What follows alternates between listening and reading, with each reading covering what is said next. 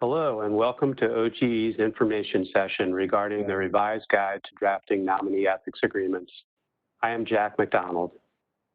OGE released the current version of the ethics agreement guide in 2014. We decided to update the guide to implement a new format for ethics agreements that we hope will help nominees to better understand the ethics commitments they are making. We also revised some sample language and added new sample language for some assets. In today's session, I will highlight the effective date of the updated guide, walk through the new sample format, and then explain some of the language changes and new sample language. We will use the new ethics agreement format for all ethics agreements signed on or after September 1st, 2020. As a result, if your agency has nominees who have been pre-cleared, but who have not yet signed their ethics agreements, we encourage you to have them signed before September 1st. The most notable change in the ethics agreement guide is the change in the format of ethics agreements. Now, all but the most simple ethics agreements will have sections. In the past, OG has used sections in ethics agreements when they were particularly lengthy or complicated to allow the reader to focus on the commitments related to employment or a particular group of assets. We decided to implement this practice more widely because we believe it leads to ethics agreements that are both easier to understand and follow, and that allow for easier reference at a later date. If you take a look at the sample ethics agreement in the slide, the dark purple arrows point to the new section headings. The sample includes the sections that show up the most frequently in nominee ethics agreements. These are general commitments, employment-related items, other resignations, divestitures, spouse employment, and public posting. Not all ethics agreements will include all of these sections, and some may have additional sections. For example, if a nominee has board of director positions with multiple public companies for which they receive board fees and some sort of equity compensation, each board position may receive its own section. In addition, if a nominee will only have general commitments and the public posting sections, OG is open to having an agreement with no delineated sections. We also added bullets to some of the paragraphs to make them easier to follow. For example, we added bullets in the main paragraph about 18 U.S.C. Section 208. We also added bullets when there are 3 or more positions to resign from or items to be divested. The light purple arrows point to the bulleted items. When you review the new guide, you will see that the bullet format carries through in the sample language. One additional change you may notice throughout the guide is a short explanation of the statute or the regulation. Examples include the addition of as required by the Criminal Conflict of Interest Law at 18 U.S.C. Section 208A, and pursuant to the impartiality regulation at 5 CFR Section 635.502. The reference to 208 will only be included in the general 208 paragraph in each ethics agreement. You will see a reference to the impartiality regulation throughout the guide. We also added some standard language that is not new, but was not addressed in the 2014 guide, and some new language that will become part of the ethics agreements going forward. We included the standard managed account language that we have already been using. In addition, we included modified versions of the language addressing initial ethics briefings and the language addressing certification of compliance with ethics agreements. With respect to the new standard language, the ethics agreement will inform nominees that they should consult with an ethics official if an actual or potential conflict arises during their federal service. Nominees also promise to take the measures necessary to resolve the conflict. We have also included a reference to the regulatory requirement to obtain agency and OGE approval for any change to the ethics agreement. We believe it is important that nominees have this information at the time they sign the ethics agreement. If the nominee is divesting assets, the ethics agreement will contain a provision that they understand that they cannot repurchase the asset they sold without agency and OGE approval. This prohibition applies to the nominee's spouse and dependent children as well.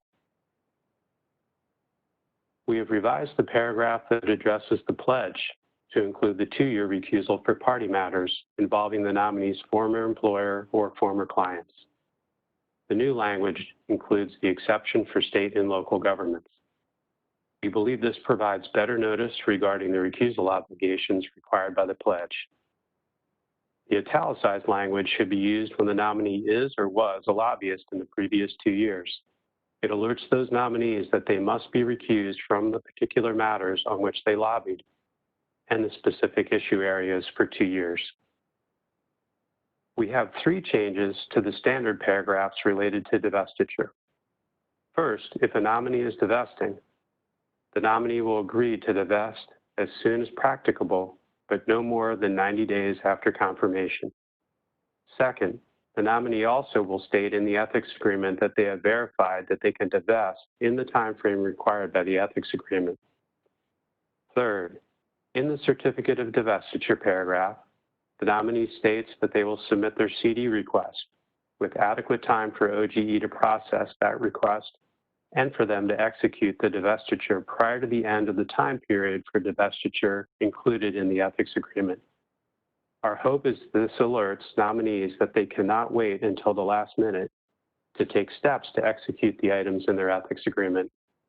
We also hope these points serve to reinforce what agency ethics officials have been telling PAS officials in the initial ethics briefings, that they need to get started on executing the items in the ethics agreement right away. We added a number of new paragraphs to the guide addressing issues that came up repeatedly over the period since we issued the last edition in 2014. The first is sample 6.5.0 that addresses the acceleration of vesting of restricted stock.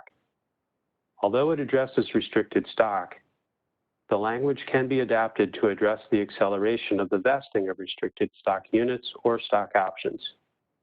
This sample addresses the case when the employer has agreed to accelerate the vesting of the restricted stock, but is not pursuant to a standard policy. It includes a promise to forfeit any restricted stock that is unvested as of the date of appointment and a 2-year extraordinary payment recusal to the former employer. Sample 9.1.3 addresses a nominee who will divest her financial interest in a family farm or business in exchange for a note rather than a cash payment. The note will require the nominee to recuse from matters that affect the ability or willingness to pay the note, which may be tied to the profits generated by the business. That factor should be considered when determining from what matters the nominee may need to be recused. Samples 10.5.0 and 10.5.1 address spouses who serve as consultants. In the first sample, the spouse has a more formal business with current clients. In the second sample, the business is more informal with no current clients. Both paragraphs address the 208 concern with the consulting business and the need to recuse from party matters involving the spouse's clients. Sample 12.1.0 provides language in the rare case that a nominee needs to amend their financial disclosure report, ethics agreement, or both. The agency needs to coordinate with OGE in drafting the amendment to the original submission. In addition, the agency's DAO needs to submit a new opinion letter certifying that there are no unresolved conflicts of interest under applicable laws and regulations. Samples 12.3.0 and 12.3.1 provide language to address the conflicts of interest created by patent ownership or the right to receive a royalty payment for a patent. Chapter 13 addresses interests in investment funds, including a sample related to the divestiture of a sector mutual fund and the one related to divesting a private investment fund. We also added a sample for carried interest at divestiture that may only be accomplished at the end of a quarter. This chapter is a useful resource if your agency has nominees with private investment fund holdings. We also revised some samples to bring them in line with what we do in practice. Sample 3.2.4 was revised to better articulate the recusal obligation for bonds required by 18 U.S.C. Section 208. The nominee must recuse from particular matters that have a direct and predictable effect on the marketability or market resale value of any of these bonds or on the ability or willingness of the issuers to pay their debt obligations to the nominee. Samples 4.3.0 and 4.3.1 focus on nominees who will have a covered relationship with a state or local government and who request an authorization to participate in party matters. The previous sample did not include a reference to personal and substantial participation. That has now been added. Samples 7.4.1 and 7.5.0 focused on nominees who were leaving law firm employment. The prior samples focused on the specific issues of being owed a partnership share and having the nominee's name as part of the firm name, but did not include the other items normally addressed with law firm partners, like the return of a capital account. As a result, the missing items have been added so that, in most instances, you can copy and paste the whole entry without hunting in the guide for the missing pieces. Finally, Sample 9.1.2, which applies to the divestiture of a family farm or business, failed to include the interim 208 recusal until the sale of the farm or business is complete. That interim recusal has now been added. Thank you for watching our information session. Please contact your OGE desk officer if you have any questions about the revised guide.